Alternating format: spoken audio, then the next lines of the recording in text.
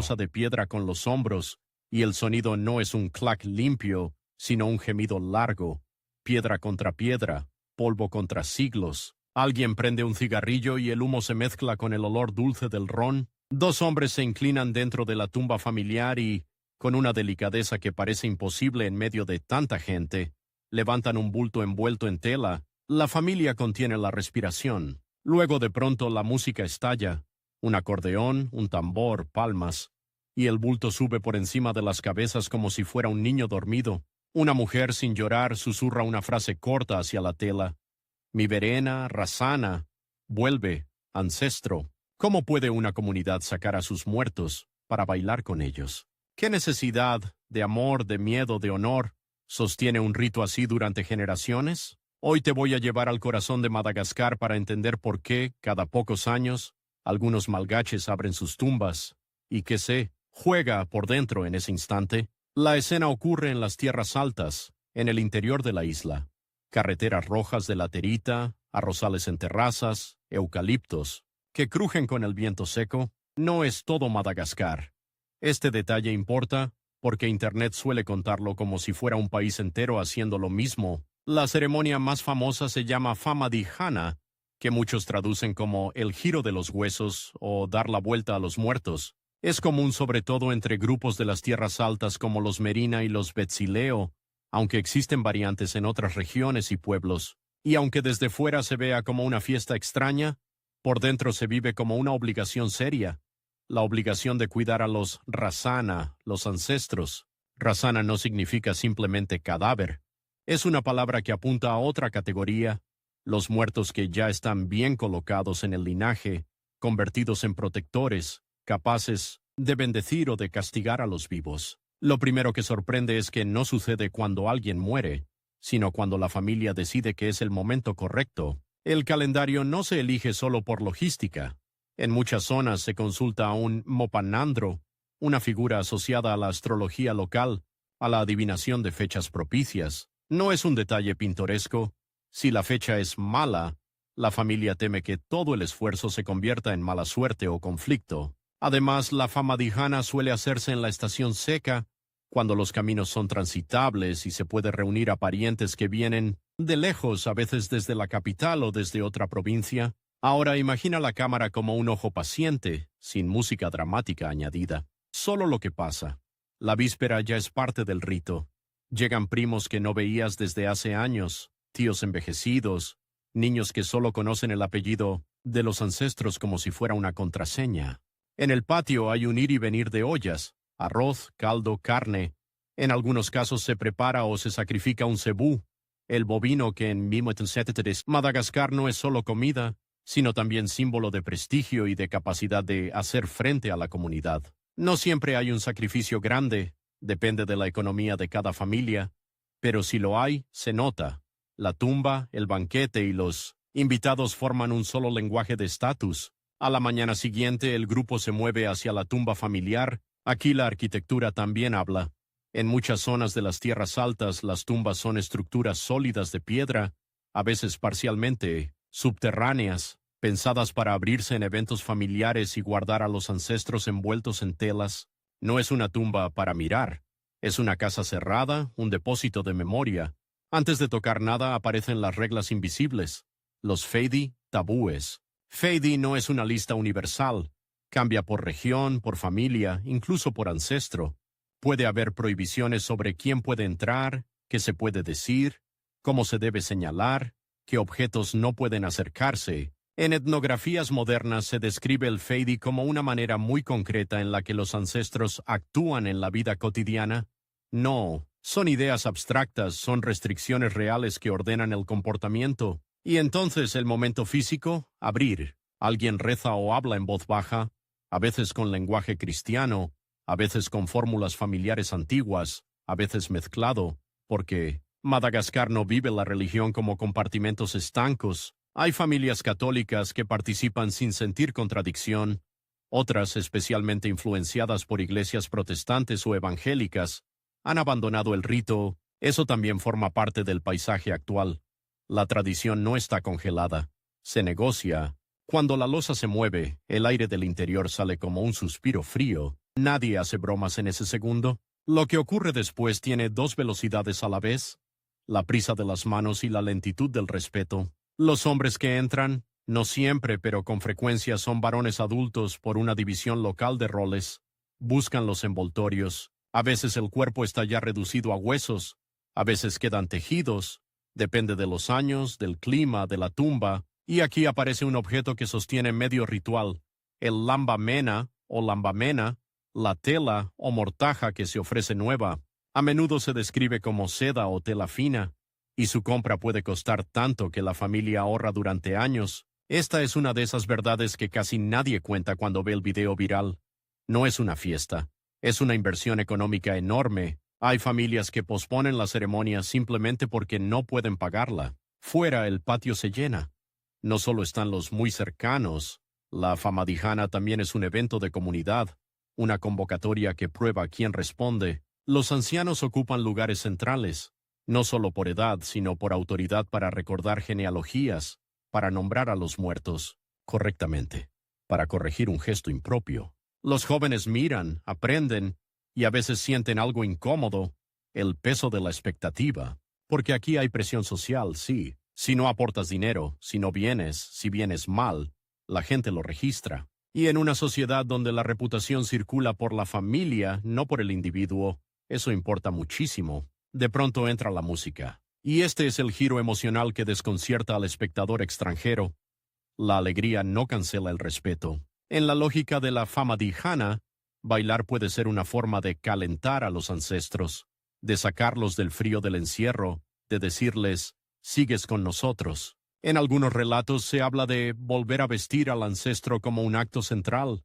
Si en vida la ropa mostraba dignidad, en la muerte, la tela nueva reafirma la dignidad del linaje. La cámara sigue el objeto humano más delicado, el envoltorio. Lo colocan sobre una estera o lo sostienen entre varios. Se desenrolla con cuidado, no como quien abre un paquete, sino como quien abre una historia.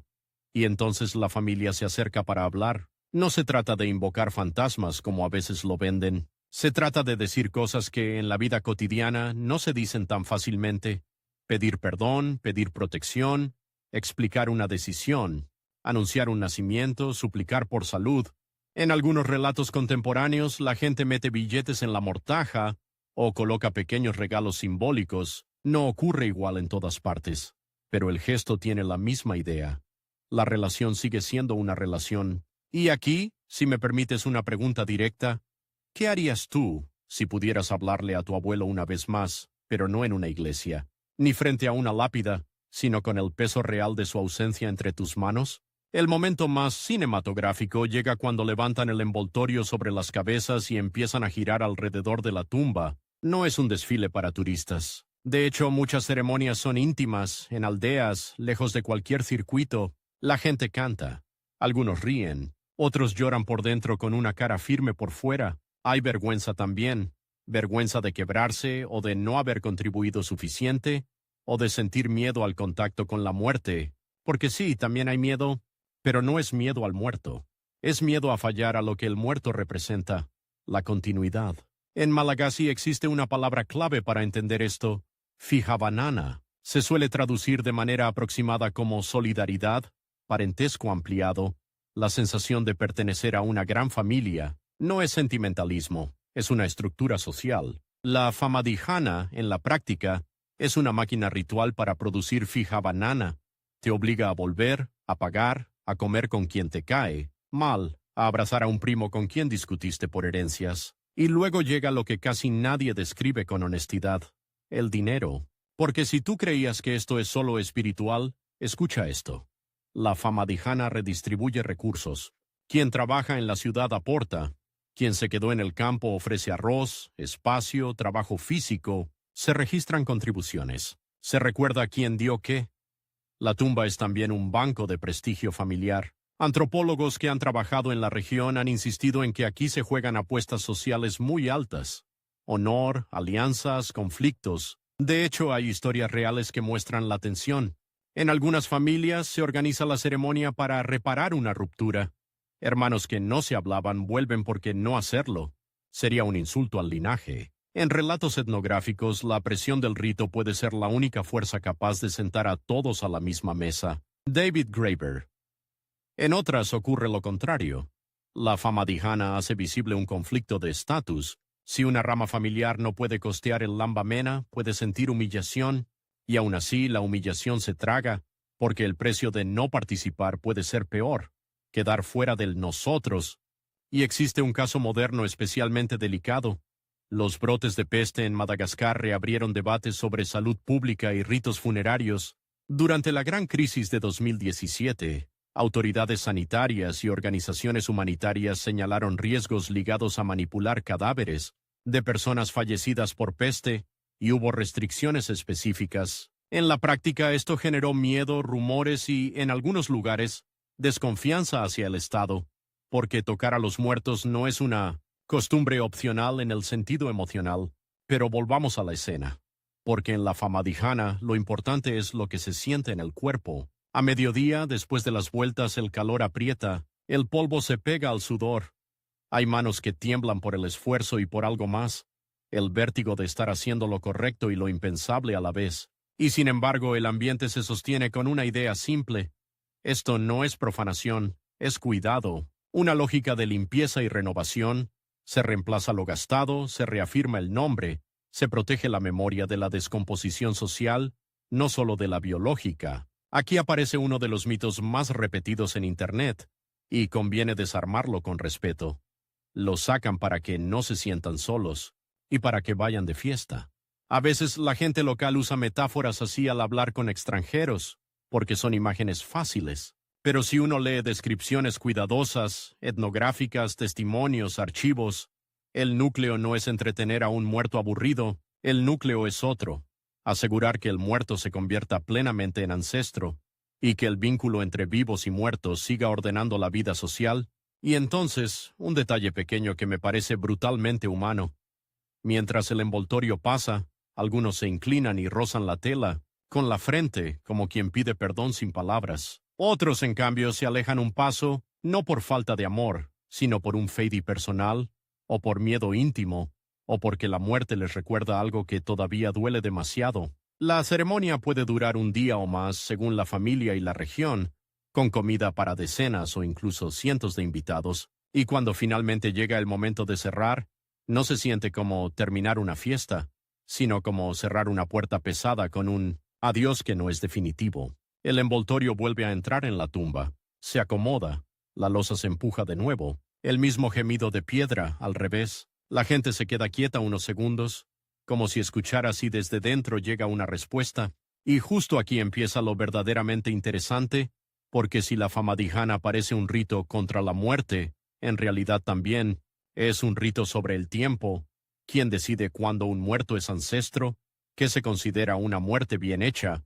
Y cómo una familia se mantiene unida cuando la vida moderna empuja a todos a separarse. Para entenderlo tenemos que retroceder a las historias que cuentan los mayores, a los misioneros que escribieron con escándalo, a los reinos de las tierras altas, y a una idea antigua, muy antigua, de que a veces la muerte no ocurre una sola vez, sino dos. Cuando cae la tarde, alguien extiende una tela nueva sobre la mesa como si fuera una bandera, la frota entre los dedos, la levanta a contraluz y, por un segundo, se ve el dibujo fino del tejido. No hay risas en ese gesto.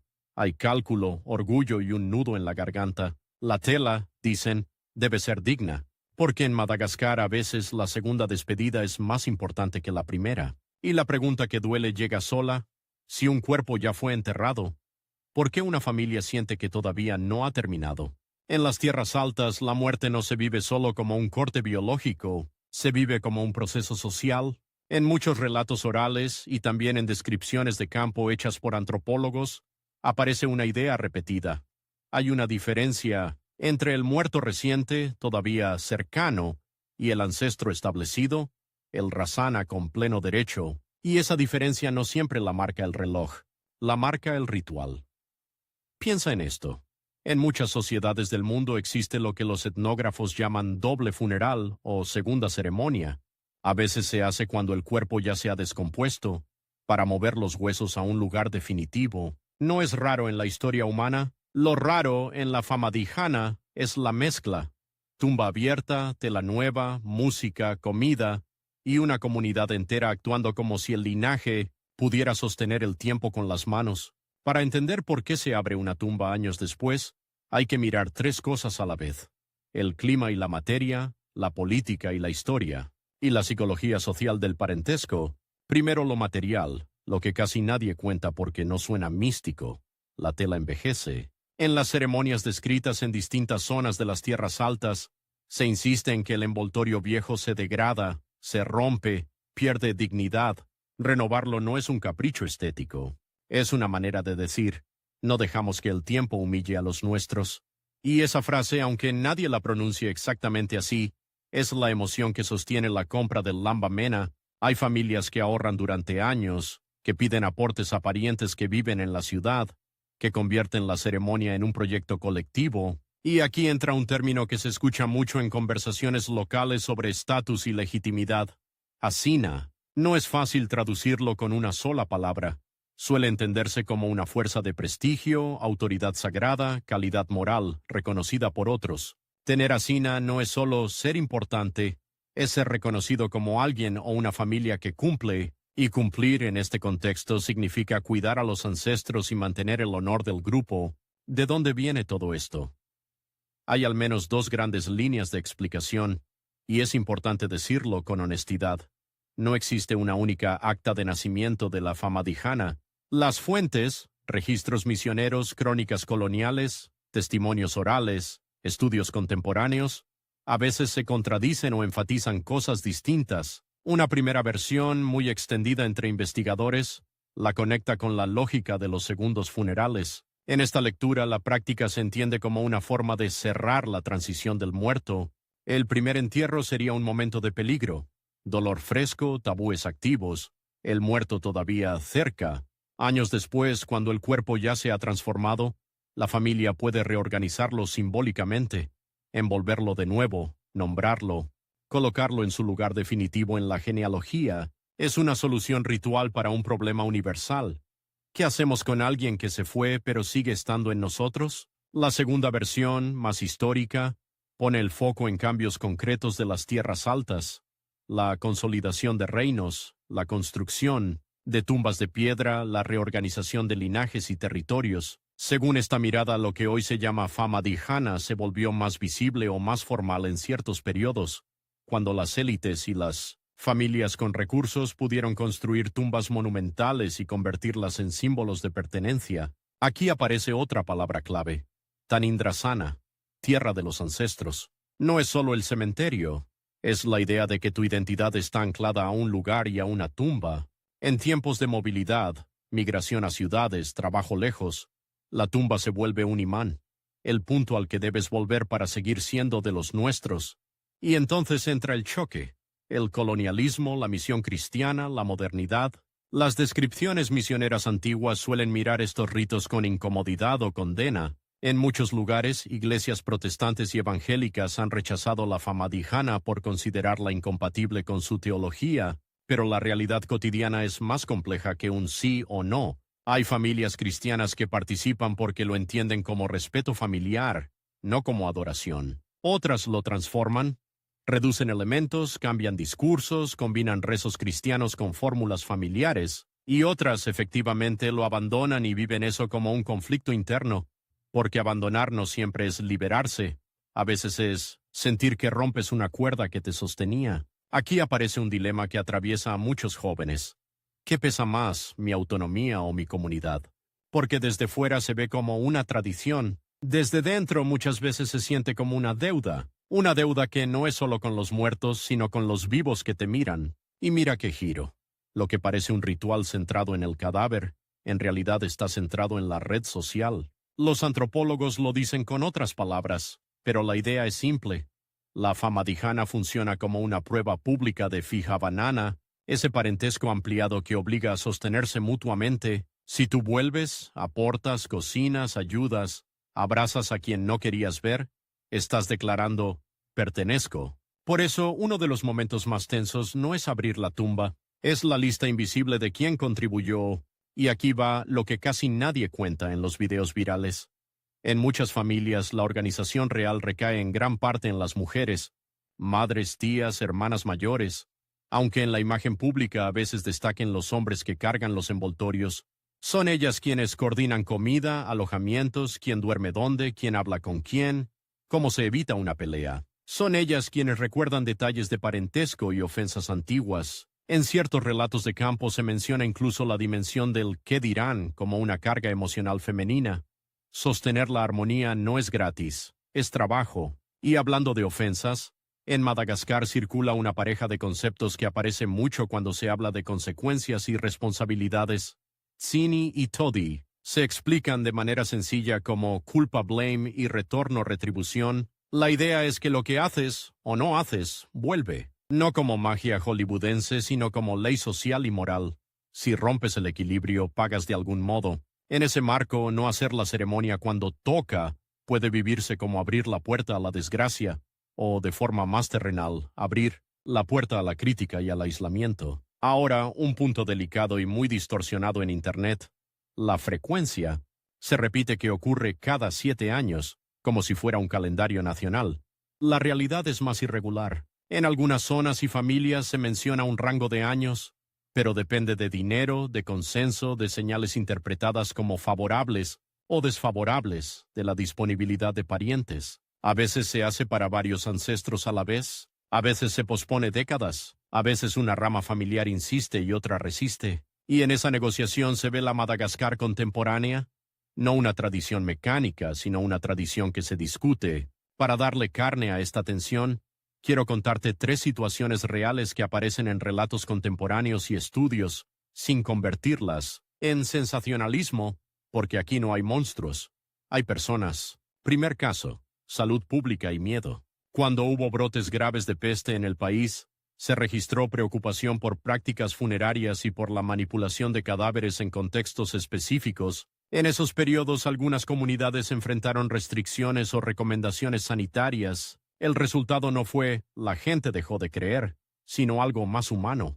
Confusión, rumores, sensación de que el Estado no entiende el dolor local y miedo de que el rito, que para la familia es cuidado, se interpretara desde fuera como amenaza. Algunas familias pospusieron ceremonias, otras las hicieron en silencio. Y en ese silencio a veces creció la tensión generacional. ¿Ves? Esto trae problemas contra ¿ves? Ahora más que nunca hay que cumplir. Segundo caso, la economía como destino. Hay familias que quieren hacer la famadihana y no pueden, no por falta de fe, sino por falta de dinero. En relatos de terreno se menciona cómo la migración a la ciudad cambia el equilibrio. Quienes ganan salarios se vuelven esenciales para financiar, y eso puede reorganizar jerarquías familiares. El primo menor que trabaja en Antananarivo puede terminar teniendo un peso enorme en decisiones rituales. Y eso, en una sociedad de respeto a mayores, puede generar resentimientos silenciosos. Tercer caso, el robo y la vergüenza. En algunas zonas se han reportado saqueos de tumbas o robos vinculados a conflictos locales y criminalidad. No es lo más común, pero existe y tiene un efecto devastador. No solo se pierde un objeto, se pierde el símbolo del linaje. La respuesta familiar en ciertos casos es reforzar la ceremonia, reconstruir, reafirmar el nosotros con más fuerza, como si el rito pudiera cerrar una herida social. Y ahora un contraste que te cambia la perspectiva. No todo Madagascar saca a los muertos de la misma manera. En regiones costeras y entre otros pueblos existen ritos distintos, con otras lógicas. Un ejemplo famoso es el Fitampoja entre los Sakalava, donde se realizan ceremonias de renovación vinculadas a reliquias reales y a la legitimidad política, con una relación muy fuerte entre ritual, poder y territorio. No es lo mismo que la famadihana familiar de las tierras altas, pero el eco es claro. En la isla, la memoria no se guarda solo en la mente, se guarda en actos públicos. Y en algunas zonas, en cambio, la idea de abrir una tumba sería impensable o directamente prohibida por tabúes locales. Esto importa porque rompe el cliché. No es los malgaches hacen X, sino ciertas comunidades, en ciertos lugares, con ciertas historias, hacen X. Cuando miras la famadihana desde fuera puedes pensar, esto es lo contrario del duelo. Pero desde dentro muchas personas lo describen como una forma de ordenar el duelo, porque el duelo no solo es llorar, es también saber qué papel ocupas ahora.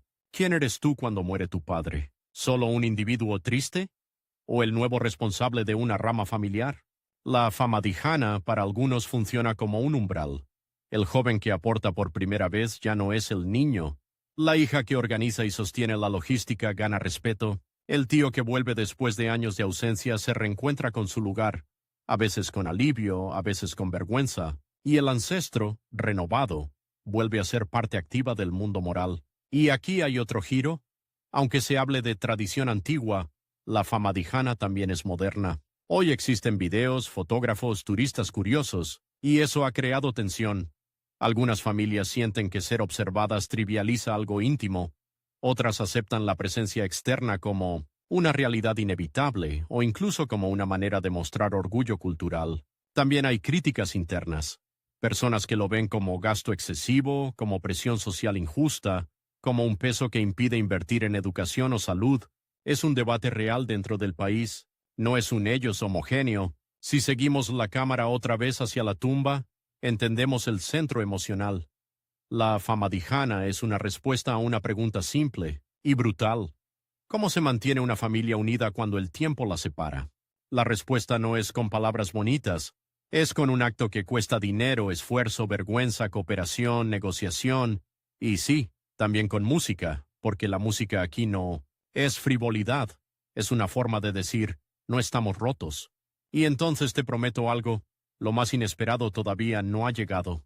Porque hay un momento dentro de la ceremonia, un momento que casi nunca se explica, en el que el rito deja de ser sobre el muerto y se vuelve sobre los vivos, sobre la pureza, el peligro y la idea de que tocar la muerte puede también limpiarte o mancharte, dependiendo de cómo lo hagas. La tela nueva cruje cuando la tensan. No es un sonido fuerte, pero en el silencio justo antes del baile se oye como si fuera papel. Un anciano levanta la mano, pide calma, no gritando, solo con un gesto, y la multitud baja el volumen como si alguien hubiera girado una perilla invisible.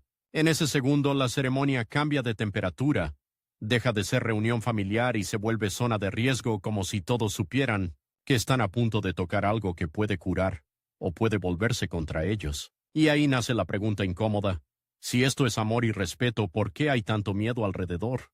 Porque en la famadihana no solo se recuerda, también se maneja el peligro. Hay una idea que aparece una y otra vez en testimonios locales y en descripciones etnográficas.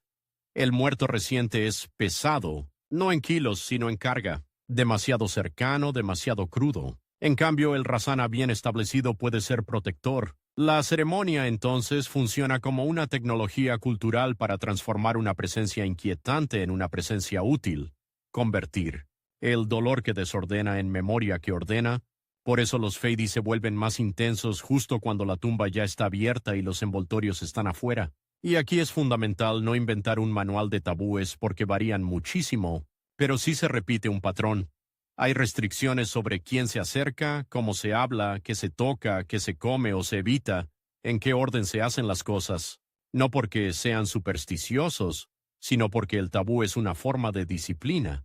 Un sistema para que, en medio de la emoción, nadie rompa el equilibrio. Desde fuera parece un detalle folclórico. Desde dentro es serio, porque se vive como una ecuación moral. Si rompes un feidi, no solo te expones tú, expones a la familia entera. Y aquí vuelven Sini y Todi como sombra. El temor a la culpa social y al retorno de las consecuencias. Ahora la cámara se acerca a los rostros. Hay gente que se muestra alegre de verdad. No es actuación.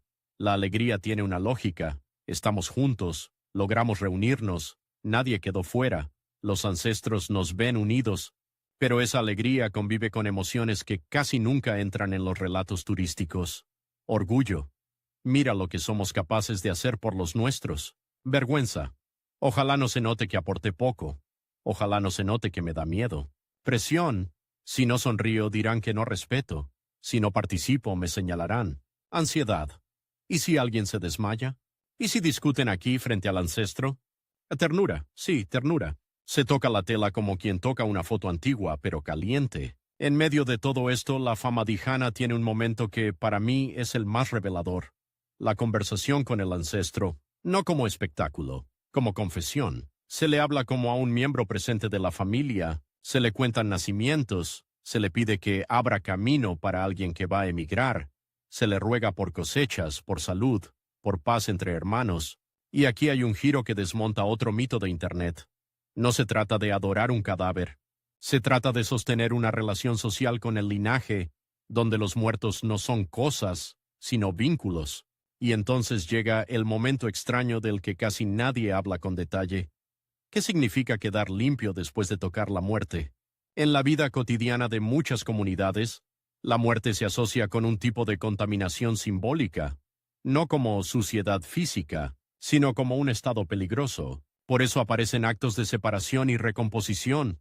Lavarse, cambiarse de ropa, comer juntos como cierre, reingresar al mundo normal. Y aquí la comida no es un anexo, es parte del mecanismo. Después de la fase más intensa, cuando los envoltorios ya fueron renovados, cuando se completó el circuito alrededor de la tumba, el banquete funciona como una bisagra. La gente se sienta, comparte arroz, carne, caldos. Circula alcohol en algunas familias, en otras se limita o se evita. Se hacen brindis, discursos, bromas suaves que liberan tensión. El cuerpo vuelve a la normalidad.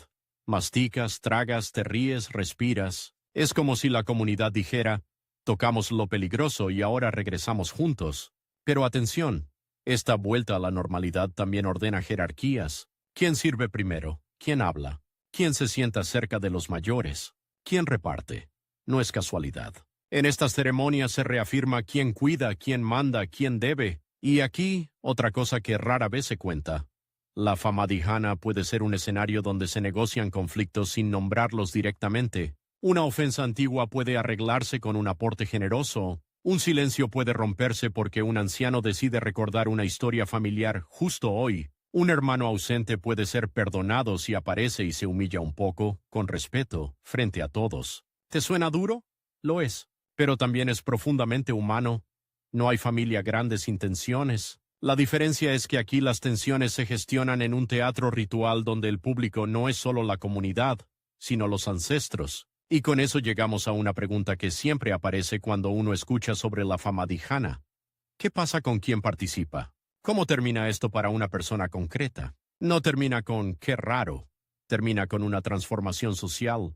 Para muchos, participar es salir con una especie de certificado invisible. Si eres joven y esta es tu primera vez contribuyendo, sales con un nuevo lugar. Ya respondes como adulto. Si eres alguien que se había alejado, sales reintegrado. Sigues siendo de la familia. Si eres quien coordinó, y aquí vuelvo a ese trabajo silencioso que muchas veces hacen las mujeres, sales con reconocimiento práctico. Sin ti esto no habría ocurrido. Y si eres un anciano, sales con la sensación de haber cerrado algo. Un ciclo que te permite mirar tu propia muerte con menos miedo. Porque tu linaje sabe hacer esto. Ahora, un contraste potente para no quedarnos atrapados en una sola imagen. En algunas zonas y familias el ideal es no abrir jamás una tumba una vez cerrada. Allí, hacerlo sería impensable, una violación grave. En cambio, en las tierras altas donde la famadihana es parte del repertorio ritual, abrir no se vive como profanar, sino como mantener. Esta oposición muestra algo importantísimo. La relación con la muerte no es natural ni universal. Se aprende, se hereda, se discute. Y hablando de discusión, la famadihana también cambió con la modernidad. Y el cambio no siempre es visible en los videos. Antes reunir a la familia podía implicar días de caminata. Hoy hay autobuses, motos, teléfonos. Antes el tejido era una compra excepcional y su prestigio estaba ligado a la rareza. Hoy existen telas nuevas y mercados más amplios, y con eso cambia la economía del rito. En algunos casos se contratan músicos, se usa amplificación, se graba. Para algunos eso es pérdida de pureza. Para otros es simplemente la vida adaptándose. Y aquí aparece una tensión contemporánea que divide opiniones dentro del país. La turistificación. Hay familias que no quieren ojos externos. Sienten que mirar convierte su intimidad en espectáculo y que el pudor, ese pudor que también es respeto, se rompe. Otras, en cambio, sienten orgullo cultural y no ven problema en que se conozca, siempre que se mire con dignidad. En ambos casos, el debate revela algo. La famadihana ya no vive solo en el adentro de la aldea. Vive en un mundo donde hay cámaras y redes y donde una tradición puede ser malinterpretada en segundos por alguien que nunca pisó Madagascar. Por eso vale la pena desmontar 3 errores comunes, sin burlarnos. Lo hacen para divertirse con cadáveres. La alegría existe, sí, pero como forma de vínculo y afirmación social, no como burla de la muerte. ¿Es un rito obligatorio para todos en Madagascar? No. Es regional, familiar, negociado, y muchas personas no lo practican por religión, economía o elección. ¿Es un resto intacto de tiempos primitivos? No. Ha cambiado, se adapta, se debate, y convive con cristianismo, Estado y modernidad. Y ahora, lo más inquietante y hermoso, la Famadihana no solo mira al pasado, también fabrica futuro, porque al reunir a la familia, al forzar conversaciones, al redistribuir recursos, al reafirmar la Tanindrasana como punto de retorno, la ceremonia hace algo que la vida moderna erosiona, convierte la memoria en obligación compartida, pero la historia todavía tiene un pliegue más. Porque detrás del argumento espiritual y del argumento social hay una pregunta más básica, más corporal.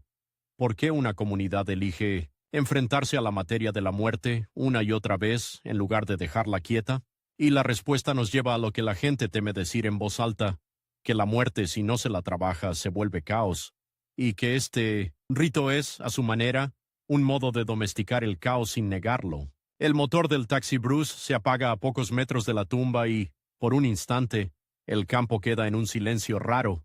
Ni música, ni voces, solo el zumbido de insectos y el roce del viento en los eucaliptos. Un joven baja primero.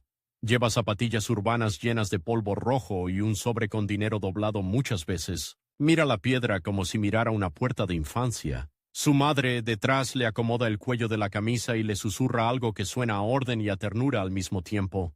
Él traga saliva, porque hoy no viene a ver a los muertos. Viene a demostrar que todavía pertenece. En este punto, después de haber visto el rito desde dentro, la pregunta cambia. Ya no es ¿cómo pueden abrir la tumba?, sino ¿por qué seguir haciéndolo hoy con todo lo que ha cambiado? La respuesta no es una sola. La Famadihana sigue viva porque resuelve varios problemas a la vez, y lo hace con una fuerza que pocas instituciones modernas pueden igualar. 1. Resuelve el problema de la dispersión. Madagascar, sobre todo en las últimas décadas, vive migraciones internas, de aldeas a ciudades, de provincias a Antananarivo, a veces incluso al extranjero, y cuando una familia se dispersa el parentesco se vuelve frágil. No basta con quererse. Necesitas un mecanismo que obligue a volver, a mirarse, a reconocerse. La Famadihana actúa como un imán ritual. Te llama por el apellido, por la tumba, por la Tanindrasana. Y no es solo emoción, es logística y economía. Reservar días, viajar, aportar. Aquí aparece una verdad incómoda, de esas que raramente se dicen en voz alta. La ceremonia también casa a los ausentes. No en el sentido de persecución, sino en el sentido de que el ritual deja poco espacio para la evasión. Si te fuiste y te va bien, se espera de ti un aporte. Si te fuiste y te va mal, se espera al menos tu presencia, tu gesto, tu humildad. Para algunos eso es sostén, para otros es carga. En ambos casos funciona. 2. Resuelve el problema de la jerarquía sin violencia abierta. En una familia extensa siempre hay preguntas de poder. ¿Quién decide, quién hereda, quién manda, quién cuida a quién? En muchas sociedades estas tensiones explotan en rupturas. La Famadihana ofrece una vía distinta. Convierte la jerarquía en un teatro de respeto. Los mayores hablan. Los jóvenes escuchan. Quien tiene recursos demuestra su capacidad apoyando a todos. Quien no tiene recursos demuestra lealtad con trabajo. Y el ancestro, como figura moral, hace de juez silencioso. Discutir demasiado fuerte frente a la tumba es mala señal. Pero ojo, esto no significa que sea un sistema perfecto o justo. Significa que es un sistema eficaz para evitar una cosa que las comunidades temen profundamente: el quiebre del fijabanana, la ruptura del tejido social. 3. Resuelve el problema de la muerte como desorden. La muerte no es solo tristeza, es un agujero en la estructura. ¿Qué hacemos con el lugar vacío? ¿Qué hacemos con la culpa? ¿Qué hacemos con lo que no se dijo? La Famadihana no borra el dolor, pero lo encuadra, le da forma. Compra de tela, fecha propicia, reunión, palabras hacia el ancestro, comida, cierre. Es como si la comunidad dijera: la muerte existe, pero no nos deshace. Y aquí entra un giro que, si lo piensas, es brutal. Para muchas familias, la tumba no es el final, es el centro. No es un punto donde termina una vida, sino un punto donde se organiza una familia. Ahora bien, si el rito es tan poderoso, ¿por qué hay malgaches que lo critican, lo cambian o lo abandonan? Porque la tradición, cuando se vuelve obligación, también puede doler. En debates contemporáneos se escucha esta idea: gastamos demasiado en muertos y muy poco en vivos. Algunas personas, sobre todo en contextos de pobreza o desde iglesias que rechazan el culto a ancestros, sienten que la famadihana puede convertirse en una presión económica injusta, y no es una crítica superficial. Cuando una familia se endeuda para cumplir, el rito puede producir orgullo y también resentimiento. Aquí va otro, casi nadie lo cuenta: la vergüenza económica. Hay quienes asisten con alegría, sí, pero también hay quienes viven la ceremonia con el corazón apretado porque saben que no podrán aportar como se espera. En algunos casos esa vergüenza se disfraza con chistes o con exceso de trabajo: cocinar más, cargar más, hablar menos. Si miras con atención, ves que el rito no solo habla de amor, habla de desigualdad. Por eso han aparecido adaptaciones. En algunos lugares, cuando la familia no puede o no quiere abrir la tumba, se organiza una versión simbólica: reunión, comida, rezos, ofrendas de tela o donaciones para la tumba sin exhumación. No es lo mismo, y hay mayores que lo ven como pérdida, pero para otros es una salida honorable. Mantener el corazón del vínculo sin cruzar límites que hoy se sienten incómodos o imposibles. También hay diferencias religiosas cada vez más marcadas. Algunas iglesias evangélicas y protestantes han insistido en abandonar el rito por completo, y eso crea fracturas familiares. Un hermano quiere cumplir por los ancestros, otro se niega por fe. ¿Cómo se negocia? A veces con acuerdos. Unos participan en la logística sin tocar la tumba, otros aceptan rezos cristianos durante la ceremonia. En algunos casos, la familia se divide y eso deja una cicatriz. No hay una solución universal. Hay familias intentando no romperse. Y ahora una aclaración importante sobre lo que Internet dice. Se repite mucho que la famadihana es una práctica alegre que todos adoran. La realidad es más humana. A muchos les genera ambivalencia. Hay quienes la aman y quienes la temen. Hay quienes la ven como orgullo cultural y quienes la ven como presión social. Que una tradición exista no significa que todos la vivan igual. Entonces, ¿qué es lo que la sostiene todavía? Te diría que la sostiene una combinación muy concreta: la tumba como ancla de identidad, tan indrasana; la red social como sistema de supervivencia, fija banana; la moral del retorno y la responsabilidad, esa idea de que lo que haces vuelve, tsini todi; y un elemento íntimo, difícil de medir: la necesidad humana de tocar la memoria con el cuerpo, porque hay algo que no se logra con una foto ni con un mensaje de WhatsApp: la sensación de estar realmente con tu gente, bajo el mismo sol, comiendo lo mismo, hablando del mismo ancestro, mirando la misma piedra. Y al final, ¿cómo termina esto para una persona? Imagina al joven del taxi, Bruce. Al principio de la historia venía con el sobre en el bolsillo, tenso, con miedo a no estar a la altura. Después de la ceremonia algo cambia, no porque se vuelva creyente o porque pierda el miedo a la muerte, sino porque la comunidad lo reubica. Ahora lo llaman por su nombre con otro tono. Le piden opinión en cosas pequeñas. Un tío le pone la mano en el hombro y le dice una frase simple que pesa como un título: hiciste lo que debías. Y él, aunque esté cansado, aunque se haya sentido observado, siente algo parecido a una recompensa, un lugar. Eso es lo que muchos obtienen, un lugar en la historia familiar. Y aquí viene el último giro, el que cambia por completo la lectura desde fuera. Desde fuera el rito parece decir: no aceptan la muerte. Desde dentro muchas veces dice lo contrario: aceptamos la muerte tanto que la integramos. No la escondemos en un hospital, no la borramos detrás de una lápida silenciosa. La convertimos en conversación, en comida, en calendario, en deber, en memoria pública.